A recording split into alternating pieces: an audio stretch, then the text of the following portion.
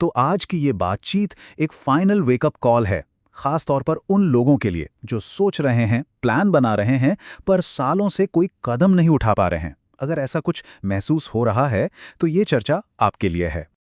क्या कभी ऐसा लगा है कि 3, 4, 5 साल बस यूं ही निकल गए और हम आज भी वहीं खड़े हैं जहां से शुरू किया था? ये सवाल उन सब के लिए है जिनके दिमाग में एक आइडिया तो है, पर उसे हकीकत बनाने की हिम्मत नहीं हो रही। ठीक है, तो चलिए इसे समझने की कोशिश करते हैं। सबसे पहले बात करते हैं उन बहानों की जो हम अपने आसपास की दुनिया को देखकर बनाते हैं। ये वो सोच है जो हमें आगे बढ़ने से रोक देती है। ये तो शायद सबसे पहला और सबसे आम डर है ना? कि अरे यार, इस फील्ड में तो पहले से इतने लोग हैं, मैं कैसे कामयाब हो सकता हूं? ये आवाज़ दिमाग में गूंजती रहती है। पर यहाँ ना अपना नज़रिया बदलने की ज़रूरत है। ज़्यादा कंपटीशन कोई प्रॉब्लम नहीं है, बल्कि ये इस बात का सबूत है कि उस मार्केट में डिमांड है। ये एक साइन है कि वहाँ पैसा है, फ्यूचर है और लोग उस चीज़ को सच में चाहते हैं। तो असल में मार्केट सैचुरेटेड नहीं होता, हमारा दिमाग सैचुरेटेड हो जाता है। प्रॉब्लम बाजार में नहीं, हमारी सोच में है। अगर 1000 लोग एक काम कर रहे हैं, तो हमें बस अपना एक अलग, एक अनोखा तरीका खोजना है। अच्छा, फिर आता है एक और क्लासिक बहाना कि भाई अब कुछ नया करने को बचा ही नहीं है, जो होना था वो सब हो चुका है। ये सोच तो कोशिश करने से पहले ही हमें रोक देती है।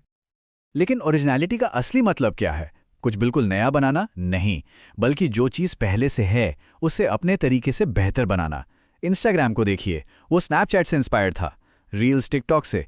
इन्होंने कॉपी नहीं किया, इन्होंने चीज़ों को बेहतर बनाया अपने अंदाज में।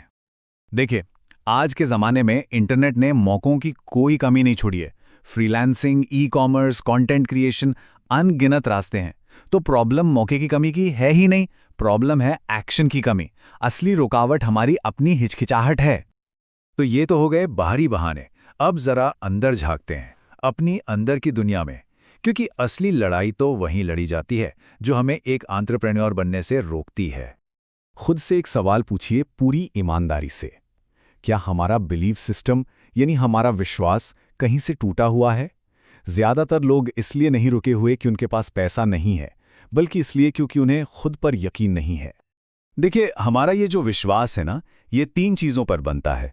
पहला, हम खुद को कितना काबिल समझते हैं। दूसरा, हम किन लोगों के साथ अपना वक्त बिताते हैं।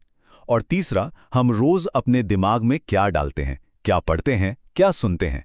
अगर कोई खुद को ही छोटा मानेगा, तो दुनिया उसे बड़ा कैसे मानेगी?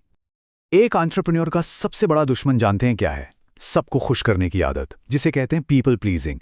हम हर किसी की राय से डरते हैं, हर किसी को खुश रखना चाहते हैं और इस चक्कर में खुद को ही भूल जाते हैं। और इन दोनों में एक बहुत बड़ा फर्क है। एक पीपल प्लीजर दुनिया को खुश करने में लगा रहता है, जबकि एक एंटरप्रेन्योर दुनिया को वैल्यू देने पर फोकस करता है। लोगों को नहीं, अपने सपनों को खुश करना है। चलिए, अब आते हैं उस एक शब्द पर जिससे ज्यादातर लोगों को डर लगता है, रिस्क। पर यह है क्या? क्या ये सिर्फ एक डर है या फिर समझ की कमी? आइए इसे समझते हैं। देखिए, रिस्क का मतलब डर नहीं होता। इसका असली मतलब है हिम्मत। हिम्मत किसी ऐसी सिचुएशन में कदम रखने की जिसका नतीजा आपको पहले से पता नहीं है। ये एक सोचा समझा कदम है, कोई अंधी छलांग नहीं। और सच बताऊं, सबसे बड़ा रिस्क तो कोई रिस्क न लेना ही है, क्योंकि अगर आज कुछ नहीं किया तो 5 साल बाद भी तो हम ठीक इसी जगह पर खड़े मिलेंगे। वो असली रिस्क है। 1 मिनट रुकिए और ईमानदारी से खुद से ये सवाल पूछिए कि मान लो मैं फेल हो भी गया, तो असल में मैं क्या खो दूंगा? सच में? जब आप इस तरह सोचते हैं तो तस्वीर साफ हो जाती है। क्या खो सकते हैं?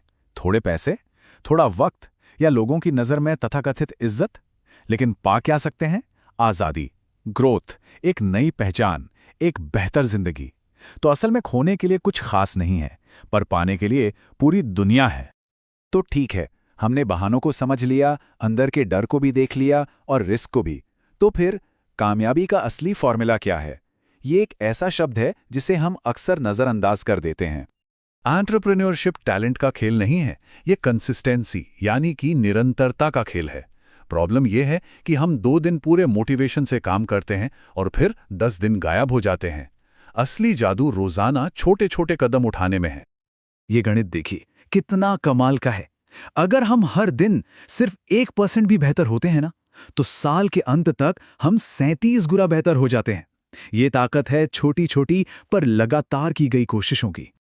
चलिए इसे और आसान बनाते हैं। रोज सिर्फ आधा घंटा सीखना साल के 180 घंटे के बराबर है। साल में 100 वीडियो बनाना आपको एक ऑडियंस की गारंटी देता है, और 100 अलग अलग प्रयोग करना आपको एक ब्रेक थ्रू की गारंटी देता है। मतलब रिजल्ट तो पक्का है अगर आप लगातार लगे रहें। तो आखिर में बात बस इतनी सी है, ये दुनिया सोचने वालों की नहीं है, ये दुनिया है करने वालों की। उन लोगों की जो गिरते हैं, सीखते हैं और फिर से उठकर कुछ कर दिखाते हैं।